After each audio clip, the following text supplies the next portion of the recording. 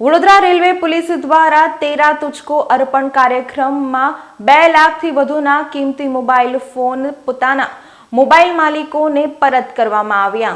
Vadodara railway police દ્વારા આયોજિત તેરા તુજકો અર્પણ કાર્યક્રમમાં ₹2.75 લાખથી વધુની કિંમતના 11 મોબાઈલ તેઓના મૂળ માલિકોને પરત કરવામાં આવ્યા હતા। વડોદરા રેલવે પોલીસના વર્ષ 2024 દરમિયાન 7 મોબાઈલ માલિકોને તેઓના મોબાઈલ ગુમ થયા હોવાની અરજી અલગ અલગ સમયે મળી હતી।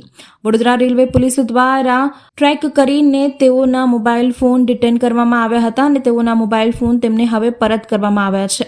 મોબાઈલ તેના માલિકોને તેરા તુજકો અર્પણ કાર્યક્રમ થકી રેલવે પોલીસ દ્વારા મોબાઈલ માલિકોને પરત કરવામાં આવ્યા હતા। મહેરબાન નાયબ પોલીસ મહાનિરીક્ષક શ્રી સરોજ કુમારી સર તેમજ ડીવાયએસપી બારિયા સાહેબના સૂચના અનુસંધાને મિલકત સંબંધી જે ગુનાઓ બને છે એ અટકાવવા સારું રેલવે સ્ટેશન ખાતે અવારનવાર પેટ્રોલિંગ અમે કરતા રહીએ છીએ। એ દરમિયાન આમાં જે ચોરીઓ થતી હોય છે એ ચોરી અહીંયા આગળ આપણે મોબાઈલ ચોરીના ગુનાઓ વધારે બને છે।